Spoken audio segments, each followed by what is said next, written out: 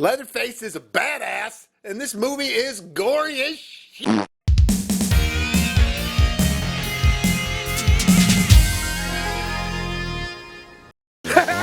What up, guys? Bobo here with BrassReel Brothers, and thanks for coming back for some more popcorns. Well, I just got done watching the new Texas Chainsaw Massacre on Netflix, and I gotta say, it was way better than I expected it to be. Mainly because it wasn't just a rehash. Real quick, before we get started, why don't you go ahead and hit that subscribe button and the like button. So there was a lot about this movie I really loved, and there were some parts I had some problems with. But overall, I'm happy with it. First thing I'm really happy about is it wasn't that Halloween 2018 formula that I thought that they were going with. By the looks of the trailer, the character Sally is like the same representation as Jamie Lee Curtis was in the 2018 Halloween. But that's actually not the way it goes down in this movie. In fact, Sally's barely even in it. She's not a main character at all. That's not a spoiler, there'll be no spoilers here, but I'm just saying, like, when you're watching this movie, you'll realize, oh, I mean, she's in it, but it ain't what you thought it was gonna be by the looks of the trailer. They do some cool things in this movie with some throwbacks, visually and with some audio stuff, like, you know, that classic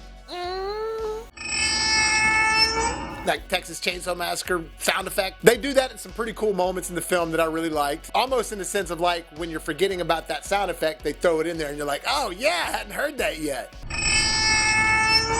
It's obviously made by fans of the franchise, Fede Alvarez and Rodo Sayogus, I think that's how you say his name. They're the team behind the Don't Breathe movies, the Evil Dead remake, the new Evil Dead. I mean, they've got a lot of stuff going on, coming up, everything. They're a production team together. But it was directed by David Blue Garcia. Prior to this, every other Texas Chainsaw Massacre started off with some sort of like dialogue going up on the screen, telling you the past events of the movie, and it had narration. Like in the first one, it was John Larroquette. And this one, it kind of sounds like John Larroquette too. I'm not sure, I hadn't checked yet. I literally just got done watching it. And I just watched the original last night just to get a refresh, you know? And God, that one's still just a top-notch horror movie.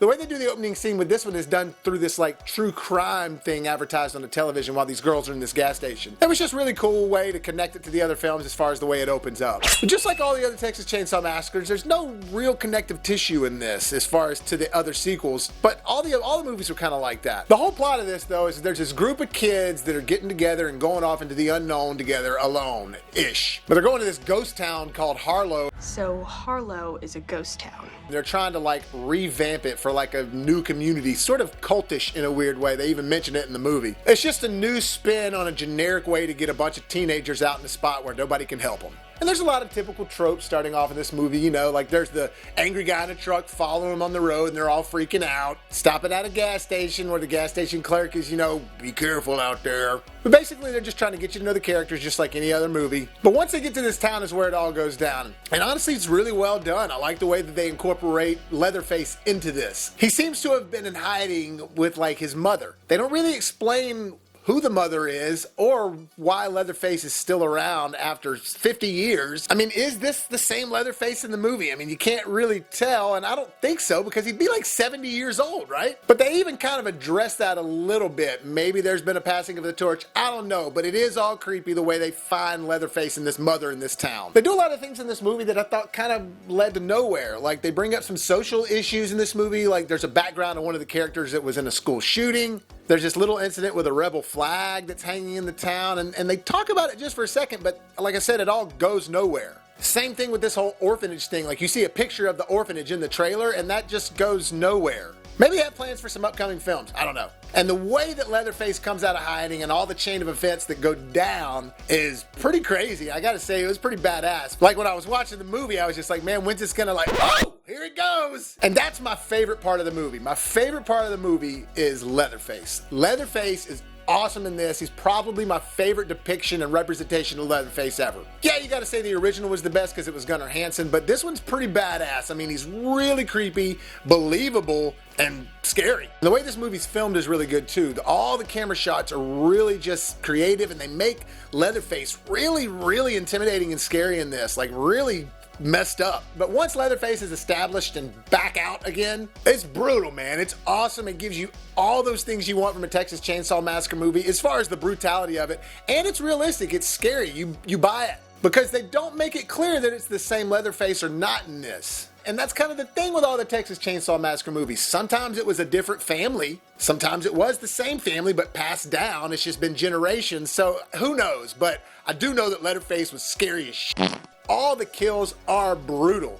Very satisfying kills, and the gory as hell, man. I'm telling you, it's not silly gore either, or like over the top. I mean, it's over the top, but it's real, and you're just like, gee. But as far as Sally's character, which is not played by Marilyn Burns, the original Sally, her character is just sort of unnecessary in the film. She's very vague in the film, how she's introduced, and then she slowly just kind of comes into the movie a little here and there. And then once she gets in the movie, it's just kind of unnecessary. Like I said, it's not at all like Jamie Lee Curtis's character and involvement in the 2018. Sally's barely in this. As I was saying, the kills are crazy and gory though, but just even some of the imagery after the kills, like the aftermath, some of that stuff is just like, woo!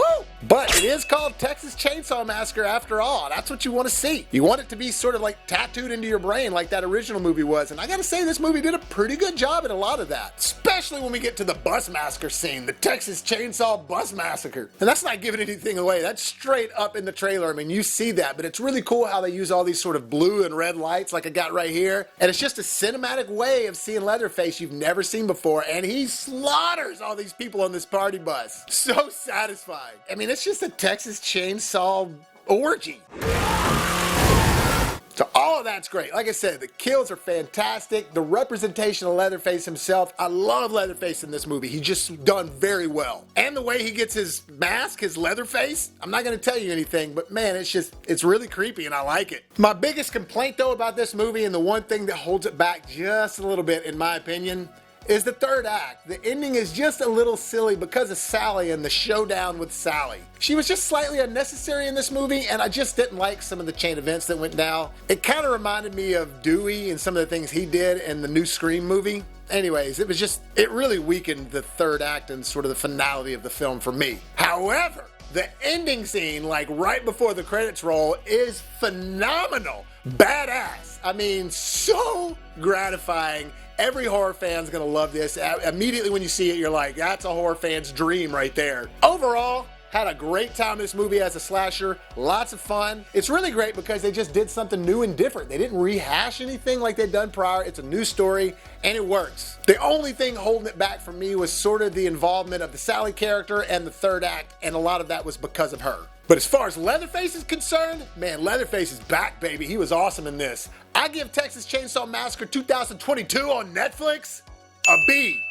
Like I said, if it wasn't for that third act, it would have been just a little higher. Well, that'll do it for this review, guys. Thank you so much for clicking on this video. Hit the like button if you enjoyed it. Oh, and another thing, one of our partners on the film we got coming out, he has a bar in Louisville called The Porch. It's a nice laid-back place that just feels friendly and neighborhoodly. You know, it's not all corporate-y. Feels like home. Every time I go there, I don't want to leave. So check out The Porch in Louisville, Texas, right off of 35 and 407. If you haven't done so already, so you can help us make it to the top. And as always, if life gives you lemons, make some hot, fresh